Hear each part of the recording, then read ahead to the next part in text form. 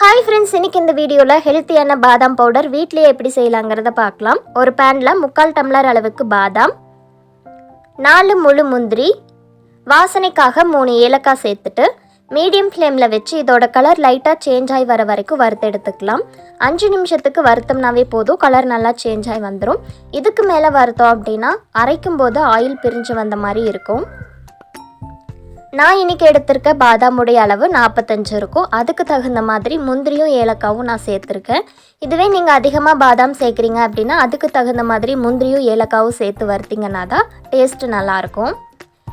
இப்போ பாதாம் நல்லாவே வறுபட்டு வந்துருச்சு. இது ஆறுறதுக்காக ஒரு பிளேட்டில் போட்டு வச்சிடலாம். இது நல்லா ஆறிட்டு இருக்கட்டும். அந்த கேப்பில் 3/4 டம்ளர் அளவுக்கு பனங்கற்கண்டு மிக்ஸி ஜாரில் சேர்த்து அரைச்சி எடுத்துக்கலாம். நான் எடுத்திருக்கிற இந்த அளவு லைட்டான இனிப்பு தான் கொடுக்கும். இதே நார்மலான இனிப்பு வேணும் அப்படின்னா 1/2 டம்ளர் அளவுக்கு பனங்கற்கண்டு எடுத்துக்கோங்க. பனங்கற்கண்டுக்கு பதிலாக ஒயிட் சுகர் யூஸ் பண்ணிக்கலாம்.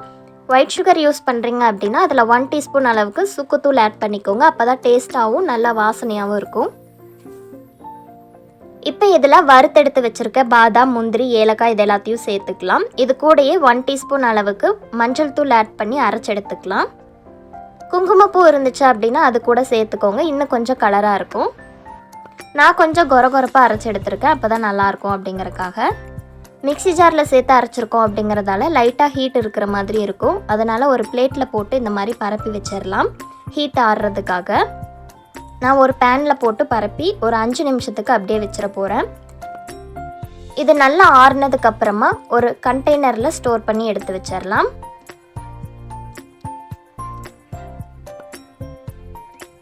மிக்ஸி ஜாரில் அரைக்கும் போதும் சரி, கண்டெய்னரில் ஸ்டோர் பண்ணும்போதும் தண்ணி எதுவும் இல்லாமல் பார்த்துக்கோங்க. அப்போ தான் ரொம்ப நாள் வரைக்கும் கெட்டு போகாமல் யூஸ் பண்ண முடியும்.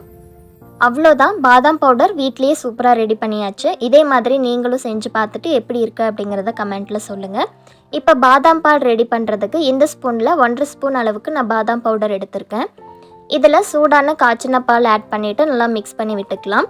குங்குமப்பூ இருந்துச்சு அப்படின்னா அதை ஆட் பண்ணிங்கன்னா கொஞ்சம் கலர் கொடுக்கும். இதில் சின்ன சின்னதாக கட் பண்ண பாதாம் இல்லைனா பிஸ்தா ஆட் பண்ணி நம்ம குடிக்கும்போது நல்லாயிருக்கும். இதே மாதிரி நீங்களும் செஞ்சு பாருங்கள். இந்த வீடியோ பிடிச்சிருந்தது அப்படின்னா லைக் பண்ணி, ஷேர் பண்ணி, சப்ஸ்கிரைப் பண்ணிக்கோங்க. தேங்க்ஸ் ஃபார் வாட்சிங்.